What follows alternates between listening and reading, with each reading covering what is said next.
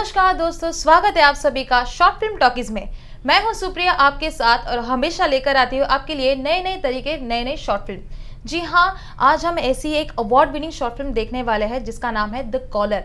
और इस फिल्म के डायरेक्टर और एक्टर आज मेरे साथ में हैं, तो आइए इनके पहचान करवाते हैं। इनका नाम, डायरेक्टर का नाम है योगेश शर्मा। योगेश जी, आपका बहुत बहुत स्वागत है।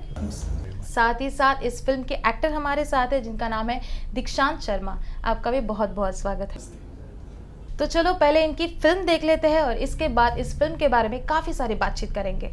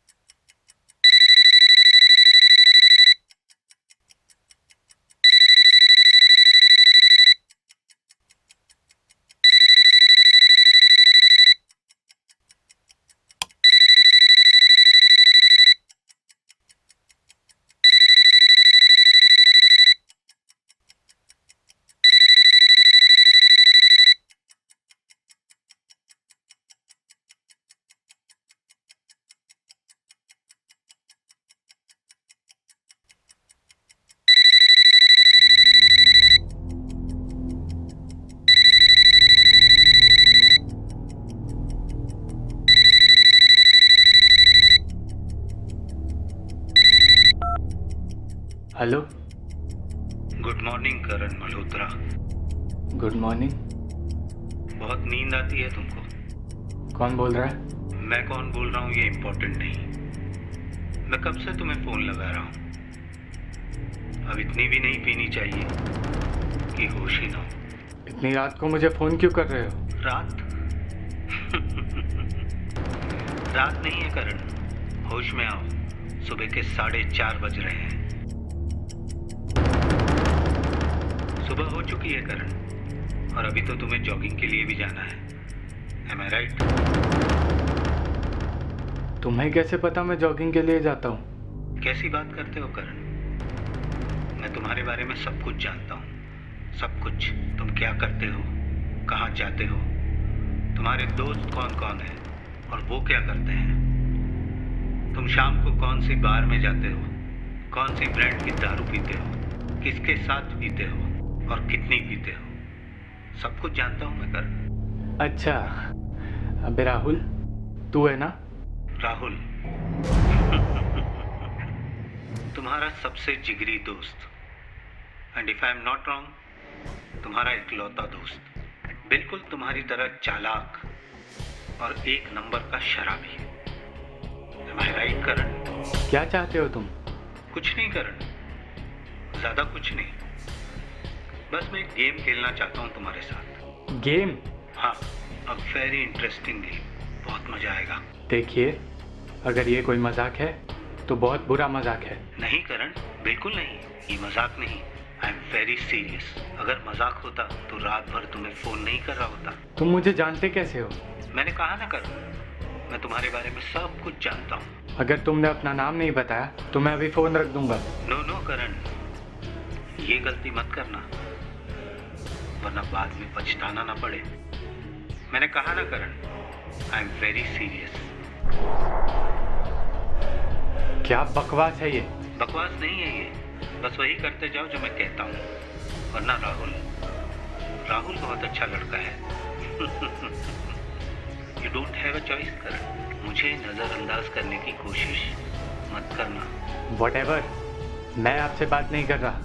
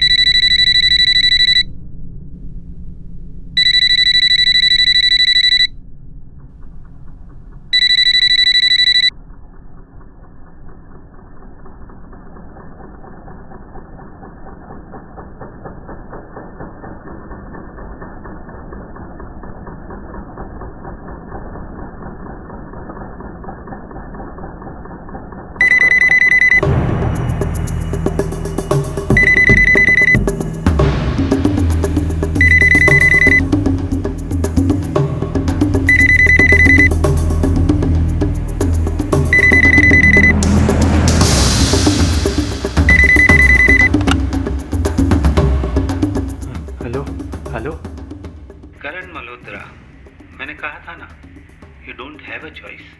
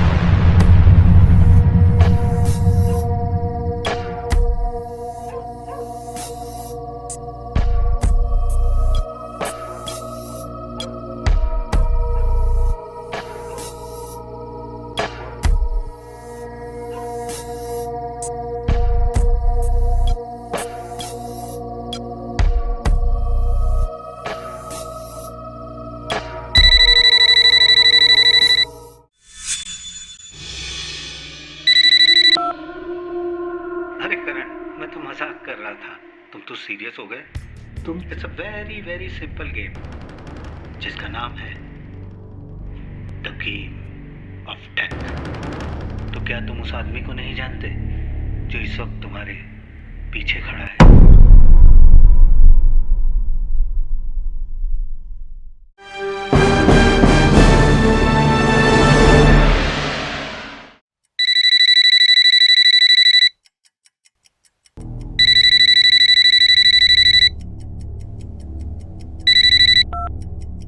हेलो बात करते हो करण, मैं तुम्हारे बारे में सब कुछ जानता हूँ, सब कुछ।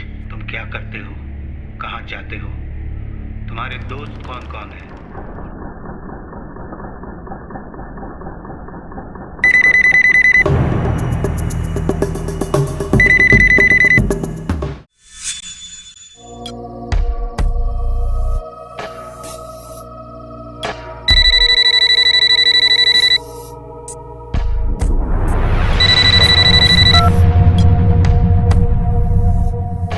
हेलो करण मल्होत्रा, शायद तुम्हें मेरी बात मजाक लगी थी। मैंने कहा था तुमसे, मेरी बातों को सीरियसली लो। समझते नहीं हो तुम। देखा क्या कर दिया तुमने। और ये तुम्हारी बिल्डिंग की सिक्योरिटी को क्या हो गया? वॉचमैन कहीं दिखाई नहीं दे रहा, और ऐसे में तुम कंपाउंड में अकेले खड़े हो। पता है कितना खतरा है?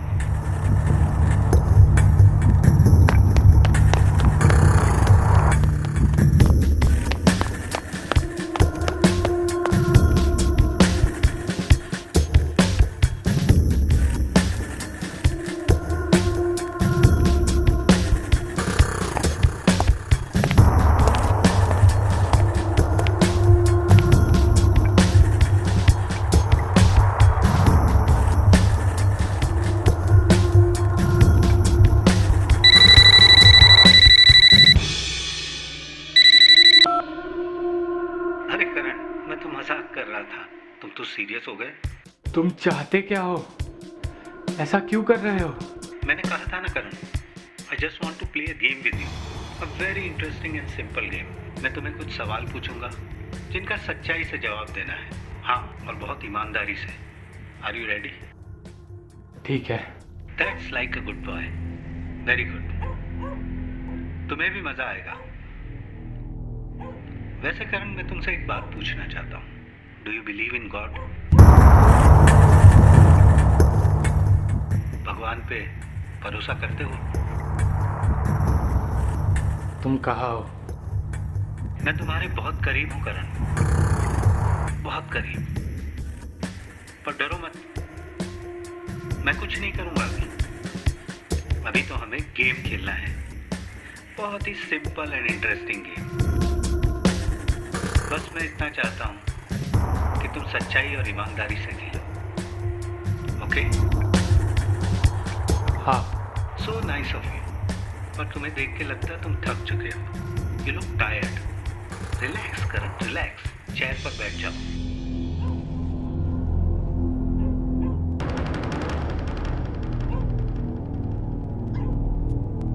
हाँ, दैट्स बेटर। अब ठीक है, आराम से बैठो एंड जस्ट रिलैक्स। कुछ नहीं होगा Karan. It's a very very simple game जिसका नाम है the game of death. What? पर तुमने तो कहा था कि अगर मैं मान गया तो तुम किसी को नहीं मारोगे। नहीं मारूंगा, बिल्कुल नहीं मारूंगा, ट्रस्ट मी। हाँ, पर तुम्हारी गलती से कोई बेगुनाह मारा जा सकता है, सो बी केयरफुल। और मेरे सवालों का सिर्फ सच्चाई में जवाब देना, okay? So will you be honest Karan? Yes.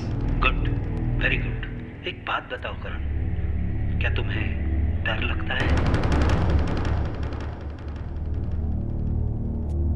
हाँ।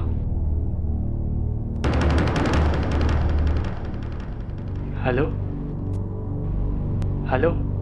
मैं यही हूँ करण, डोंट वरी, रिलैक्स। इतना डर क्यों रहे हो? डर तो मुझे लगना चाहिए, और लग भी रहा है। देखो, मैं तुम्हारे सामने भी नहीं आ रहा हूँ। बाय द वे करण, क्या इस वक्त तुम अकेले हो?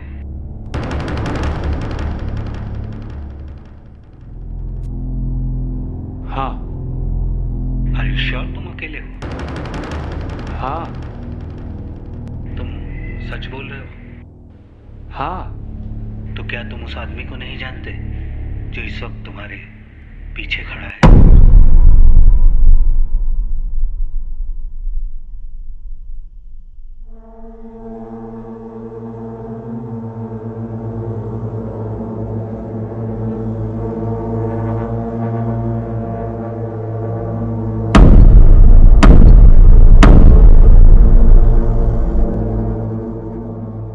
Joking Karan, come on, cheer up.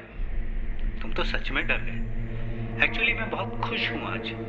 चलो तुम्हें एक राज की बात बताता हूँ जो इस दुनिया में हर आदमी जानना चाहता है। तुम भी जानना चाहते हो? चलो तुम्हारी एक विश पूरी करता हूँ। क्या तुम जानना चाहते हो कि तुम्हारी मौत कैसे होगी? हाँ।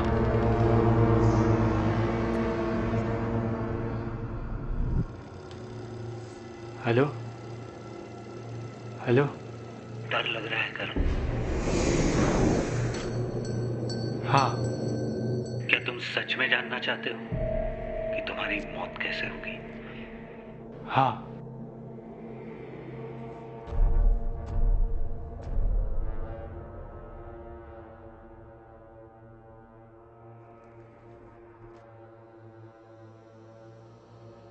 हेलो?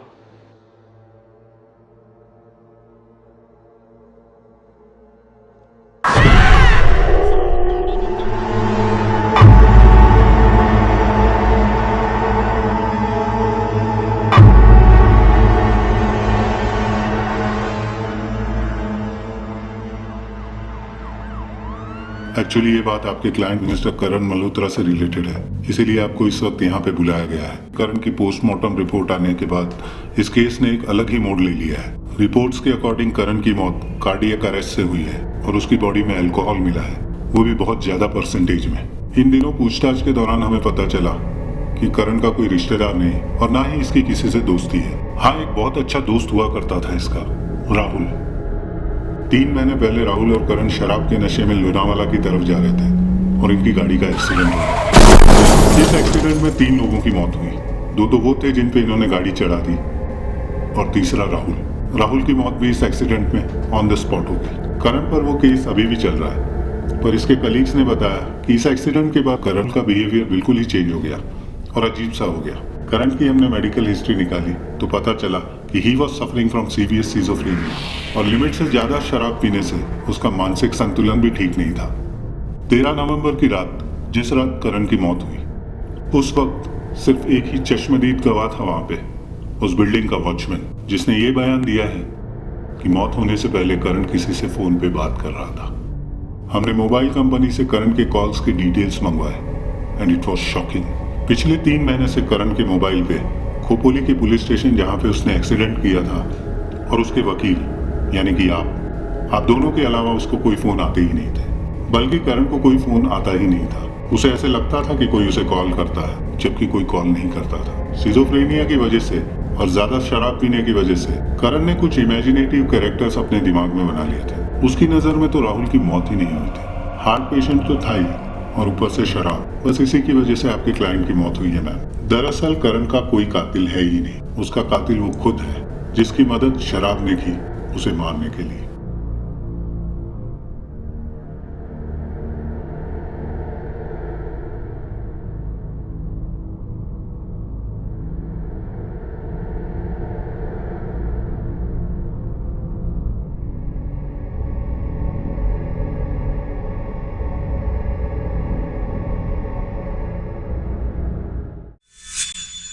वैसे इस फिल्म को अवार्ड जो मिले हैं, ऑल टुगेदर 8 अवार्ड मिले हैं।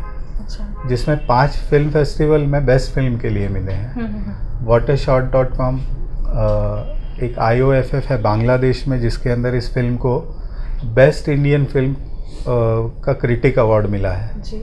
देन नोवेला एक चैनल चलता है USA में, उस चैनल में ये फिल्म टेलीकास्ट हो चुकी है।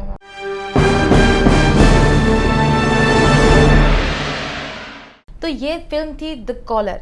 जी हाँ, ये फिल्म देख के आप थोड़ा डर गए होंगे, थोड़ा दिल ऐसे धड़क रहा होगा कि क्या था पिछले कुछ मिनट में, क्या हो चुका है हमारे साथ। तो आइए जानते हैं इन्हीं के डायरेक्टर से।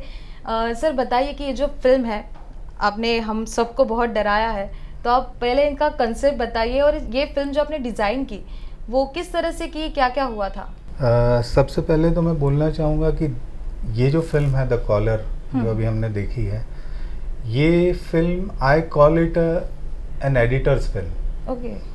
क्योंकि ये जब फिल्म हमने बनाई थी, we never decided to make this film. इस फिल्म का कोई कॉन्सेप्ट बना ही नहीं था। इसकी ना तो कोई स्क्रिप्ट थी, ना कोई हमने कोई स्ट्रक्चर तैयार किया था। It was just a test video और हम टेस्ट ही कर रहे थे कि हमारा कैमरा लो लाइट में क्या परफॉर्मेंस देता है। Okay. It's a 600D camera जो कि एक बेसिक लेवल का आर्मेचर कैमरा है। And I was testing the camera और रैंडम शॉट्स लिए गए थे। आई एम एन एडिटर, तो मैं इस सारे मटेरियल को मैंने अपनी एडिटिंग मशीन में डाला। Then I was watching it, I was watching the rushes और मैंने रियलाइज़ किया कि क्यों ना इसको एक फिल्म का स्ट्रक्चर दिया जाए। जैसे राज कपूर साहब ने कहा था कि films are made on table, I think I tried to prove that in this film. हमने जो स्टोरी है फिल्म की वो बाद में क्रिएट की, फुटेजेस लेने के बाद। आपके लिए भी बहुत सरप्राइजिंगली था कि इस तरह से कंसेप्ट सरप्राइजिंग था and that came out to be a very nice footage. This was the first film I did camera. मैंने कभी जिंदगी में कैमरा हैंडल नहीं किया था। बहुत काफी अच्छी तरीके से आपने किया है ये। और मैं कैमरामैन ना होने की वजह से मैं व्यू फाइंडर में नहीं देखता था, मैं LCD में देखा करता था कि इसका विजुअल कैसा दिखाई देता है। और अकॉर्डिंग टू दैट LCD मैंने शूट कर लिया। मुझे ये तक नहीं पता था कि अगर ISO हम बढ़ाते हैं तो हो सकता है कि नॉइज़ आ जाए। और जब मैंने ये फुटेज देखा शूट के बाद तो बहुत ख़राब था, बहुत ख़राब फुटेज था। फुटेज ठीक नहीं है फिर भी ट्राई करते हैं जी और मैंने कोशिश शुरू की। बहुत साल का एक्सपीरियंस है, जी उस एक्सपीरियंस को बटोर के मैंने इस फिल्म में डाल दिया जी। और it came out to be the collar. Nice. आइए जानते हैं इस फिल्म के एक्टर दीक्षांत से। दीक्षांत, बताइए कि आपने इस फिल्म में एक्टिंग की है, आपकी एक्टिंग पे ही पूरी फिल्म डिपेंड है, तो क्या एक्सपीरियंस रहा आपका? जैसा कि इन्होंने कहा कि इस मूवी में कोई स्क्रिप्ट नहीं थी, तो एज एन एक्टर वो मेरे लिए थोड़ा सा डिफ़िकल्ट था कि कोई स्क्रिप्ट नहीं है तो उसके स्क्रिप्ट के बिना मैं कैसे एक्टिंग करूँगा जब मुझे पता ही नहीं है डायलॉग्स क्या बोलने हैं या कुछ। तो थ्रू आउट द मूवी इन्होंने सिर्फ मुझे इतना कहा कि तुझे डरना है मूवी में, मैं तुझे क्यों देता जाऊँगा, तुझे डरना है। मैंने फ़ोन पकड़ा और अपने कानों पे लगाया, उसके बाद ये जो बोलते गए उस पर मैं अपना रिएक्शन देता गया। और ये एक टेस्ट था तो इसलिए मैं उस चीज़ को इतना ज़्यादा सीरियसली नहीं ले रहा था। बिल्कुल। और उसी चक्कर में एक्टिंग थोड़ी बहुत अच्छी हो गई। और लेकिन डराने का काम तो आपने बहुत मस्त किया है कि सच में हम सबको डरा दिया था। मेरे ख्याल से दुनिया में स्किज़ोफ्रेनिया के जो मरीज होते हैं बिल्कुल। उनसे ज़्यादा आइसोलेटेड कोई नहीं होता, क्योंकि if we call a person mad कि वो पागल हो चुका है टोटली, तो उसमें समझ नहीं रहती है। लेकिन जिसको स्किज़ोफ्रेनिया की बीमारी है उस इंसान को समझ रहती है, समझ रहते हुए he can't control his mind, बिल्कुल। और वो उस आइसोलेशन में फंसा हुआ रहता है। वही इसके दिमाग में डाला मैंने कि you are all alone in this world, just feel, और तू डर रहा है, बस डरना है तुझे। योगेश जी, आप बताइए कि ये स्किज़ोफ्रेनिया है तो या पेशेंट सच में ऐसे होते हैं, उनको ऐसी तकलीफ होती है? जी होते हैं। एक्चुअली स्किज़ोफ्रेनिया एक ऐसी बीमारी है जिसको हम बीमारी भी नहीं बोल सकते। It's a mental stage. एक पर्टिकुलर लेवल पे ऐसा ज़रूरी नहीं है कि ये आदमी जन्म से स्किज़ोफ्रेनिया का बीमार हो, ये किसी भी स्टेज पे लाइफ में किसी को भी हो सकता है। जी। आपने कहा कि इस फिल्म की जो स्क्रिप्ट आपने डिसाइड नहीं की थी, नहीं। लेकिन लास्ट एंड में पता चलता है कि ये पेशेंट स्किज़ोफ्रेनिया का था, तो ये आपको कैसे आया कि अभी थोड़ा क्लाइमैक्स थोड़ा बदलना है, ऐसे कुछ? हम जब फिल्म की स्क्रिप्ट लिखते हैं, it's written in all the books of film making कि आपके पास 3 स्टेजेस में होनी चाहिए स्क्रिप्ट, स्टार्ट, मिडल और एंड। बिल्कुल। हमारे पास स्टार्ट हो गया था, मिडल हो गया था, आई डिडंट हैव एंड था ही नहीं हमारे पास। I wanted to be very real. बिल्कुल। तो वो रियलिस्टिक से जुड़ा हुआ काम करना था, मुझे जुड़ी हुई कहानी बनानी थी।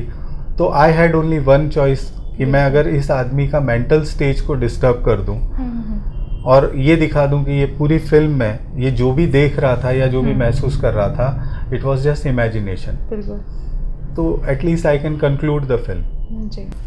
मैंने हमेशा सुना था कि हर फिल्म प्लान करके बनानी चाहिए और काफ़ी दिन प्री प्रोडक्शन में लगाना चाहिए। This is the biggest example जो मैं देना चाहूँगा। आई वोंट से कि मुझसे फॉलो करो, but I can prove it by this film कि अगर समय लगा आपको फिर? ये फिल्म शूट होने में 3 घंटे लगे, सिर्फ 3 घंटे? या 3 घंटे लगे।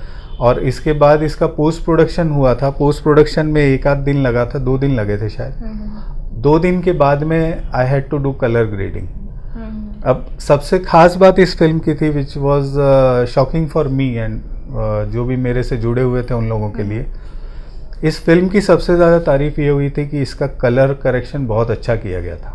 लोगों ने ये कहा था कि आपने ब्लैक एंड वाइट रखा है, this is the best part. आपका सोच बहुत आ जाता है, एक तो मिडनाइट आपका शूट है, राइट, तो वो फील आ जाता है देख के। But the shocking part was that कि ये फिल्म में बहुत नॉइजी था, ये बहुत ग्रेन्स थे, क्योंकि ISO 6400 रखने की वजह से बहुत ग्रेनी हो गया था। ग्रेनी होने की वजह से मुझे इसको सॉफ्ट करना था, नॉइज रिडक्शन किया गया था।